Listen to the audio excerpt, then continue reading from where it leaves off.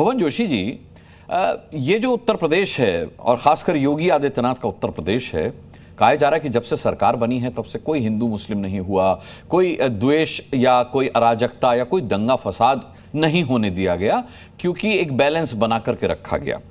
तो क्या लगता है आपको, अब ये सब जो हो रहा है, क्या ये सरकार, जैसा आप कहते हैं कि बीजेपी हिंदू मुसलमान करवाती है, इसलिए मैं सवाल आपसे पूछ रहा हूं कि आपको लगता है कि बीजेपी इसके पीछे है और वो ये दाग अपने ऊपर लेगी जो इतने सालों से बेदाग थी, या फिर इसके पीछे कोई और है? देखिए, आपके एक प्रतिष्ठित चैनल में हम सुन पा रहे थे, दो जगह का वर्णन था। एक वर्णन था उन्नाव का और एक था काशीपुर का। और जितना मेरी पॉलिटिकल समझ है, इन दोनों जगह भारतीय जनता पार्टी की सरकार है, आदरणीय योगी जी की, आदरणीय धामी जी की सरकार है।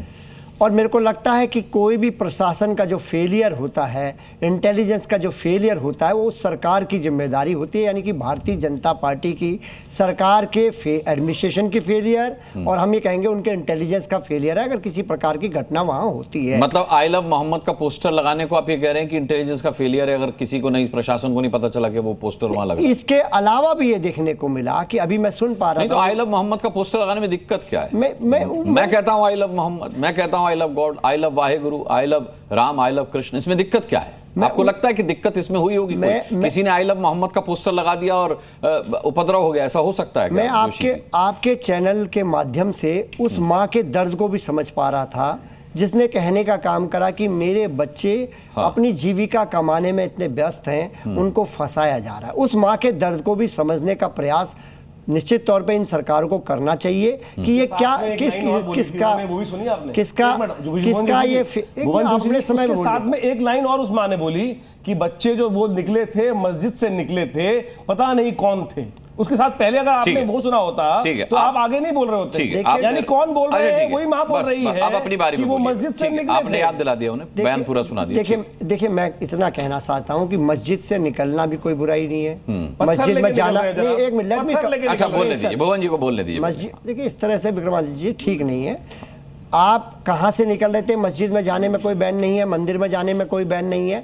निश्चित तौर पे जो सरकार का जो फेलियर है भारतीय जनता पार्टी की, योगी सरकार का, धामी की सरकार का, वो निकल के आया है। अगर इनके ये लोग सरकार चलाने में कामयाब नहीं है, काशीपुर जैसा गंगा जमुना का तहजीब का शहर, उन्नाव जैसा शहर, अगर निश्चित तौर पर हो गया था, आप चलाने उसकी सजा किसको मिली थी? कोर्ट में किसको सजा मिलती? भारतीय जनता पार्टी के सैनी विधायक की सदस्यता गई थी, वहां पर भी देश और प्रदेश जानता है उस विषय को। अगर आप मुजफ्फरनगर इंटेलिजेंस फेलियर था ना, मैं ये कब मना कर रहा हूं कि दोषी कौन था और कौन नहीं था और सजा नहीं मिली। अगर भारतीय जनता पार्टी, सरकार तो आपकी थी, लेकिन भारतीय जनता पार्टी ने तय कर रखा है कि केवल दंगे की पिच पे खेलना है, तो इसको समाजवादी पार्टी कैसे बचाव कर सकती है? चाहे मुजफ्फरनगर की घटना हो, सैनी जी निकल के आ रहे हैं। और निश्चित तौर पर मैं कहना चाहता हूं, अगर इसकी जांच होगी तो निश्चित तौर पर यह सरकारों का हिंदू मुस्लिम को बांटने का, हिंदू मुस्लिम में नफरत फैलाने का। आपके सरकार में दंगा हुआ और इनके सैनी जी निकले, अब इनकी सरकार में दंगा हो रहा है, कहीं आपके सैनी जी तो नहीं? मैं कह रहा हूं जांच होनी चाहिए, आपके चैनल के माध्यम से मैं कह रहा हूं जांच होनी चाहिए। और ये इंटेलिजेंस का फेलियर नहीं कहेंगे तो मेरे को लगता है निश्चित तौर पे हम लोग अपनी आंखें को बंद करके बैठे हुए हैं। दोनों जगह सरकारें भारतीय जनता पार्टी की सरकार है, और अगर सरकार के फेलियर में, इंटेलिजेंस के फेलियर में, एडमिनिस्ट्रेशन के फेलियर में कोई घटना होती है तो निश्चित तौर पे सरकार भारतीय जनता पार्टी की दोषी है। मनीष शुक्ला जी, भारतीय जनता पार्टी की सरकार फेल है, ऐसा समाजवादी पार्टी के प्रवक्ता का मानना है। इंटेलिजेंस फेलियर बता रहे हैं, लॉ एंड ऑर्डर का फेलियर बता रहे हैं।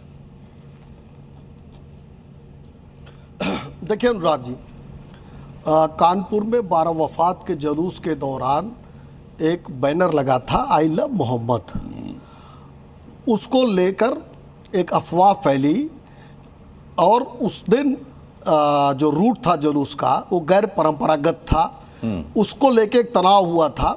तो जो रूट गैर परंपरागत था, जो अन्य कानूनन जो व्यवस्था दी गई थी, उसको तोड़ने पर एक FIR दर्ज की गई थी। कानपुर में अफवाह फैलाई गई कि आई लव मोहम्मद लिखने के नाते से FIR दर्ज हुई। चलिए, उस दिन ये बात कम्युनिकेट नहीं हो पाई, यद्यपि DCP का बयान है, तत्काल बयान आया था कि आई लव मोहम्मद पे FIR नहीं दर्ज हुई है, बल्कि जो गैर परंपरागत तरीके से रूट लिया गया था और उस पर जो तनाव भड़का था उस पर FIR दर्ज हुई थी।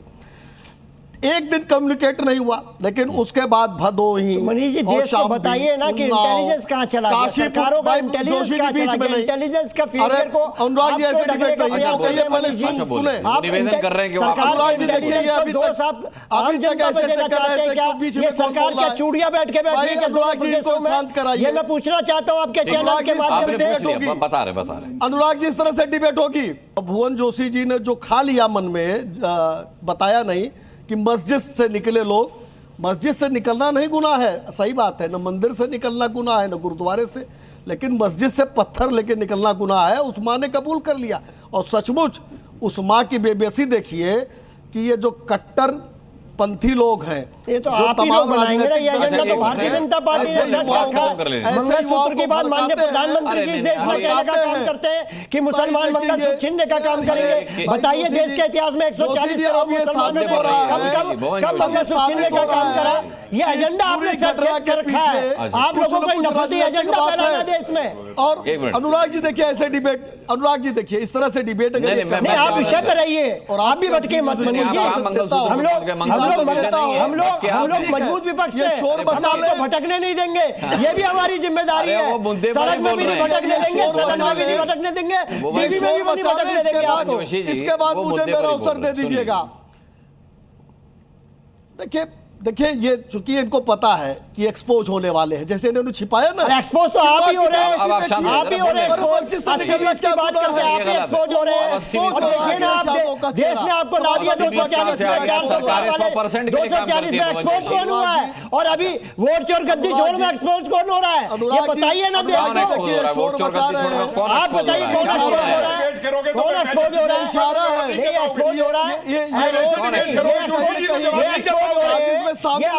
अपने एडमिनिस्ट्रेशन को छुपाने के लिए क्या